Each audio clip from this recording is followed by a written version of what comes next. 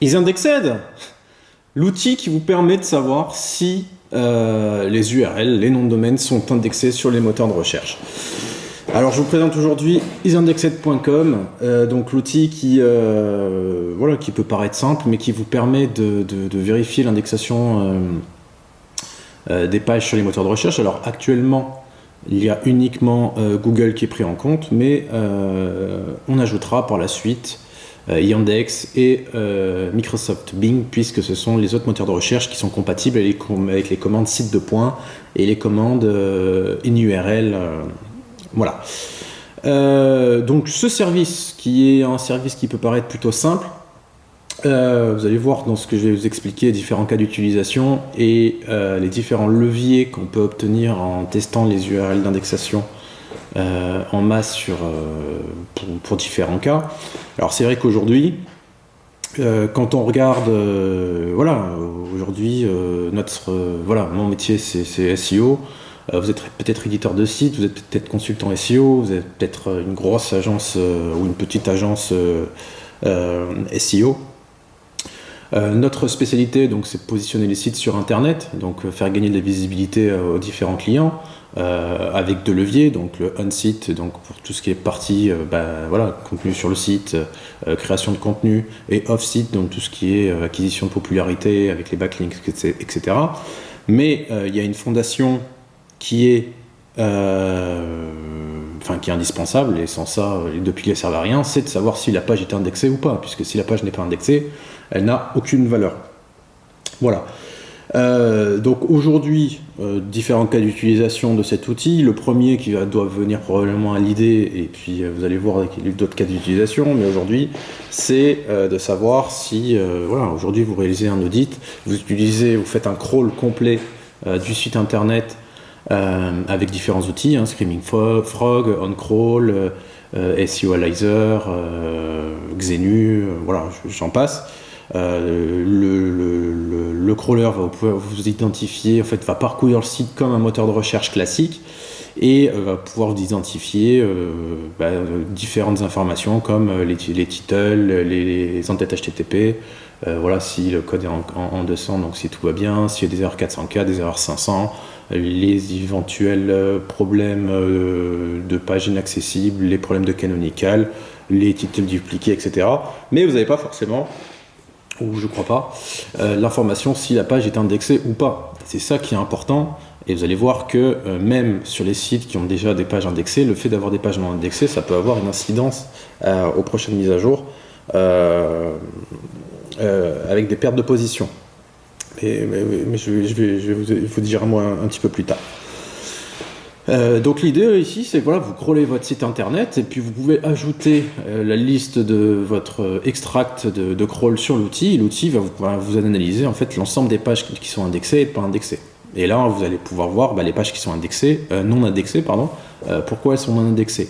Est-ce que elles sont récentes, le moteur n'a pas eu encore le temps de les indexer. Ça peut être des vieilles pages, donc qui ont été indexées par le passé et qui ont été désindexées, soit parce que le contenu n'est plus visité, il n'y a plus de trafic, la page est trop profonde sur le site internet. Ce qui arrive de plus en plus souvent, et c'est d'ailleurs pour ça que j'ai sorti l'outil, parce que ça pose des problèmes sur pas mal de petits sites, surtout pour ceux qui créent des sites avec grosse volumétrie de pages. C'est le filtrage des pages, c'est-à-dire que les pages commencent à être indexées et au bout d'un moment Google décide de filtrer, désindexer les pages. On peut s'en rendre compte sur le Search Console où vous avez le graphe vert avec le nombre de pages valides, et au bout d'un moment le nombre de pages valides descend et vous ne comprenez pas trop pourquoi. Les raisons peuvent être diverses, ça peut être du contenu de mauvaise qualité, du contenu dupliqué, un spin de mauvaise qualité qui ajoute trop de similarité entre les pages, par rapport du coup au site internet qui a une grosse volumétrie de pages, ça permet de il y a un souci sur le site internet, et ça peut faire perdre des positions sur les mots-clés génériques. Voilà. Quelque chose qui se fait assez souvent, c'est par exemple sur les sites de ville, la création d'un spin ou la création de contenu texte à trous sur un grand nombre de pages. Quand on crée le contenu sur un site qui a déjà un petit peu d'historique et de contenu, on voit que le site sur la page principale commence à se positionner sur les mots-clés génériques. Pourquoi ? Parce que le moteur de recherche a commencé à indexer en masse différentes autres pages du site internet qui contiennent le mot-clé générique, suivi par exemple de la ville, ça peut être autre chose, et il comprend que le site commence à être spécialisé dans ce mot-clé, et c'est comme ça qu'il y a un petit boost sur les mots-clés génériques qui ressort. Sauf qu'au bout d'un moment, Google, en prenant par exemple cet exemple-là, commence à filtrer les pages, et comprend que c'est un texte à trous, un spin ou un texte de mauvaise qualité et désindexe en masse les pages. Et là on voit que les différentes positions génériques du site internet commencent à se casser la gueule. Donc c'est pour ça qu'il faut quand même pouvoir identifier ces pages qui ne sont pas indexées, et l'objectif principal c'est de voir pour les indexer. Et si elles ne sont pas indexées, soit de les supprimer, soit de les rediriger avec une redirection 301, 302, éventuellement une méta-refresh. Il y a de plus en plus de sites qui font ça, pour les rediriger sur une page qui parle à peu près de la même catégorie ou de la même thématique, ou d'une page d'une catégorie qui parlait du sujet. Bon, ça je ne vais pas aller rentrer dans les détails là-dessus, mais l'idée c'est de pouvoir identifier les pages qui ne sont pas indexées et de trouver une façon de les indexer, donc soit de les mettre plus en avant, soit d'utiliser des outils pour ceux qui utilisent pour forcer les indexations. Parce que le fait de forcer la page va vous permettre de débloquer des mots-clés de longue traîne, et le fait de débloquer des mots-clés de longue traîne va vous permettre de débloquer du coup les mots-clés génériques, donc du coup de développer plus les mots-clés qui ont plus de trafic, et développer votre chiffre d'affaires. Vous l'avez compris. Voilà. Après, un autre cas d'utilisation qui est de plus en plus utilisé, qui est un petit peu la mode, c'est aujourd'hui on recherche de plus en plus les noms de domaine expirés. Je ne vais pas vous expliquer pourquoi, mais dans le recherche de noms de domaine expirés, forcément on regarde les backlinks et son historique de backlink. Qu'est-ce qu'il a comme historique de backlink ? Et les domaines expirés, comme son nom l'indique, c'est un nom de domaine qui n'est plus valable, et là il y a de fortes probabilités pour que les backlinks aient été créés depuis un certain temps. Et souvent, les backlinks qui sont un peu vieux sur des pages très profondes se font désindexer. Donc l'idée c'est par exemple, avant d'acheter un gros domaine expiré, ou si vous voyez qu'un nom de domaine expiré a des backlinks sur des sources de sites d'autorité, vérifiez quand même si les backlinks sont bien indexés. Donc là, vous pouvez utiliser des outils, Majestic, Ahref et bien d'autres, pour exporter la liste des top backlinks. Vous pouvez les ajouter sur l'outil EasyIndexed et vérifier si les backlinks justement qui vous intéressent sont indexés, et d'avoir comme ça une vision globale du site internet pour savoir le ratio de pages indexées, pas indexées, et pouvoir enchérir correctement. Voilà. Je vais vous expliquer tout à l'heure, mais on va sortir un petit plugin qui va simplifier après cette opération de vérification d'indexation sans passer par la plateforme, mais directement grâce à un plugin Chrome.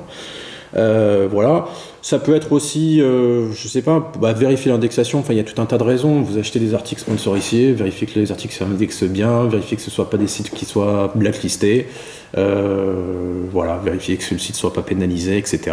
Je ne vais pas vous faire un détail.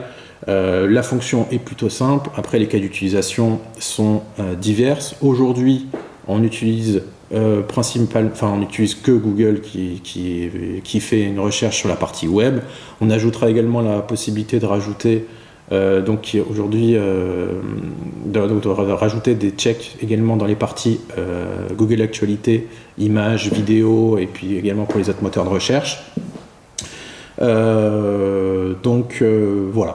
Donc l'idée c'est qu'aujourd'hui c'est devenu quelque chose de simple. C'est qu'avant, quand vous deviez réaliser un audit pour certaines grosses agences, j'en ai même fait pour quelques agences qui ont pu d'ailleurs grâce à ça décrocher des appels d'offres, rien qu'en ayant cette option de présenter après un crawl la liste des pages indexées, parce que c'est quelque chose qui est assez coûteux à faire, parce que jusqu'à maintenant ce qu'on faisait, c'est qu'on utilisait des outils comme Scrapbox, Zenoposter ou Script Maison qui permettaient de tester l'indexation des URL. Mais il faut savoir que tester l'indexation des URL nécessite l'utilisation de commandes spéciales qui sont site de points, inurl de points, etc. Et c'est des commandes qui sont très très très coûteuses pour les moteurs de recherche. On se fait très très vite. Si vous utilisez plusieurs fois la commande site sur votre IP, en quelques dizaines d'appels, même pas, vous prenez des captchas, vous faites bloquer. Et du coup, vous devez utiliser des proxys, etc.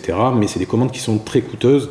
je dirais jusqu'à 5 à 6 fois plus coûteuse que si vous deviez récupérer des mots-clés classiques d'une SERP classique, quoi. Voilà.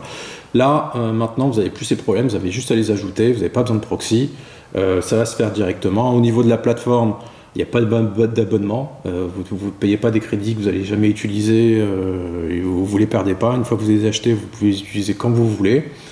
Vous pouvez créer des projets, différents projets. Donc, vous pouvez créer un projet, par exemple, qui correspond à votre nom de domaine ou à votre audit de site internet pour vérifier les indexations, ou éventuellement créer un projet qui correspond à un nom de domaine expiré qui vous intéresse. C'est vous qui gérez les choses. Et vous avez tout un tas d'options qui vous permettent de checker uniquement les URL qui sont indexés, faire tout un tas d'exports, etc. Vous avez plusieurs options.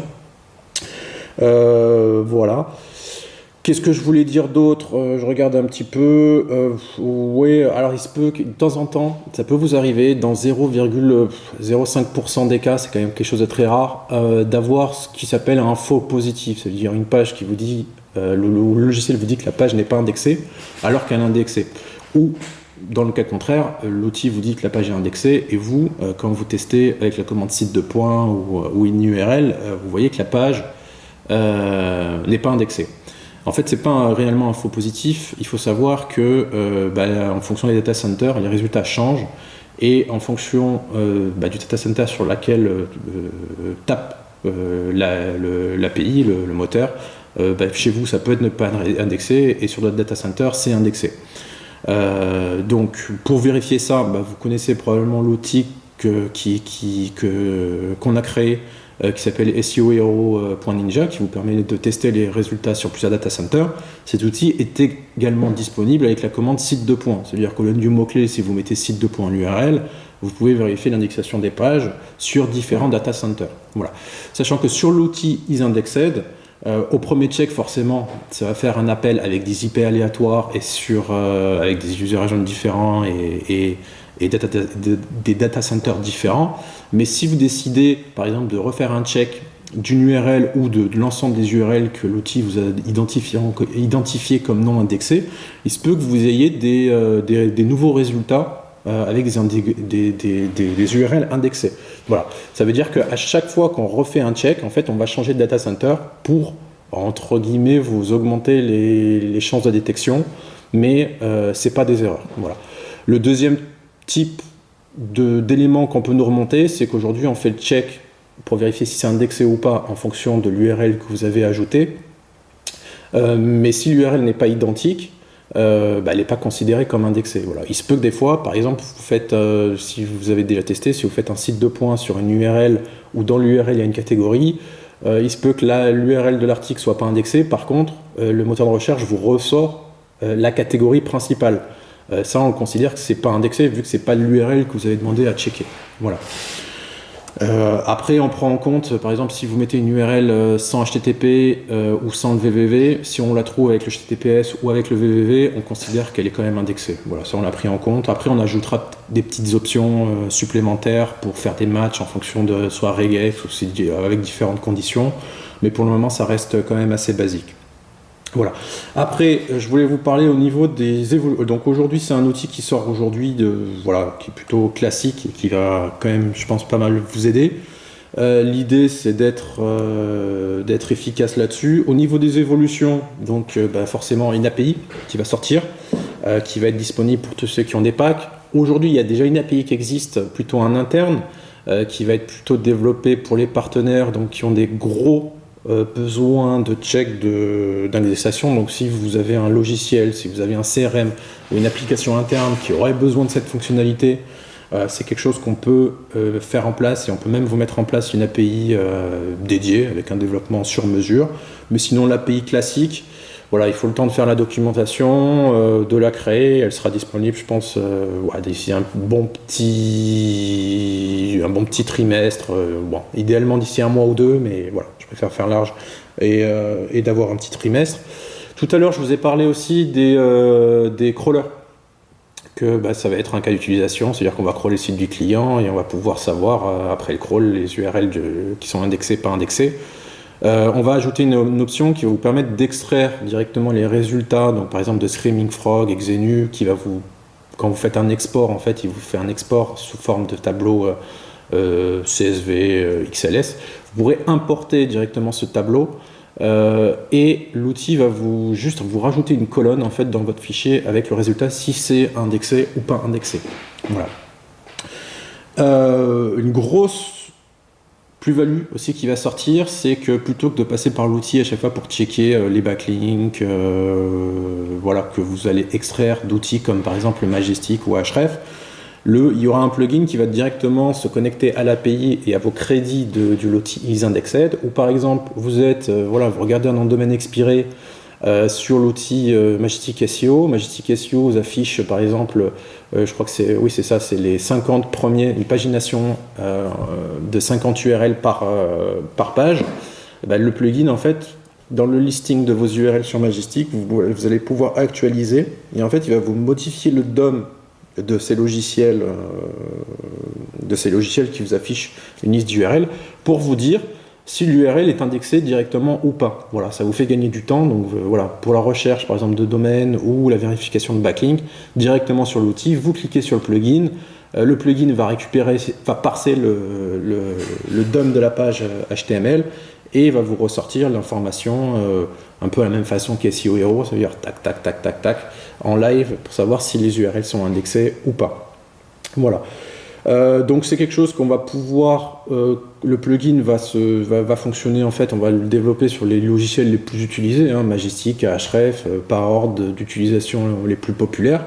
Mais voilà, ça peut être d'autres logiciels, voilà, ça c'est quelque chose qui sera à faire. Après, on aura également la possibilité, donc vous mettez l'URL du site ou l'URL du sitemap, il va vous permettre plutôt que d'aller crawler votre site, de l'importer, vous allez pouvoir créer un projet et récupérer directement la liste des URL qui sont sur l'ensemble des sites web, ou alors sélectionner le sitemap que vous voulez si les sitemaps sont séparés en plusieurs parties pour les intégrer directement sur votre projet. Voilà. Une idée également, mais je pense que ça viendra plus tard, c'est la création d'un plugin WordPress qui va vous permettre de mettre à jour votre projet avec les dernières URL qui sont publiées pour vérifier l'état d'indexation de ces URL. Voilà. Donc c'est des petites fonctions. S'il y a des fonctions comme ça qui vous intéressent grandement, n'hésitez pas à commenter ou de me faire un ping sur Twitter, donc @smadaleno, sur les fonctions qui vous intéressent le plus. Et si vous avez des idées supplémentaires, ce que je ne doute pas, il y a aussi d'autres idées, j'en parle pas forcément là parce que c'est peut-être pas le moment, mais n'hésitez pas à revenir vers moi. Si j'en ai pas parlé, c'est peut-être parce qu'il y a une raison. Mais voilà, si vous avez des idées ou si vous avez des fonctionnalités par rapport à ce qu'on va faire aussi dans le futur qui vous intéressent, n'hésitez pas. Si vous voulez devenir partenaire et que vous avez éventuellement des besoins sur un très grand nombre d'URL et que vous avez besoin d'une API dédiée et avec des threads dédiés et avec un traitement du coup beaucoup plus rapide que si c'était l'API classique des packages isIndexed, n'hésitez pas à me contacter.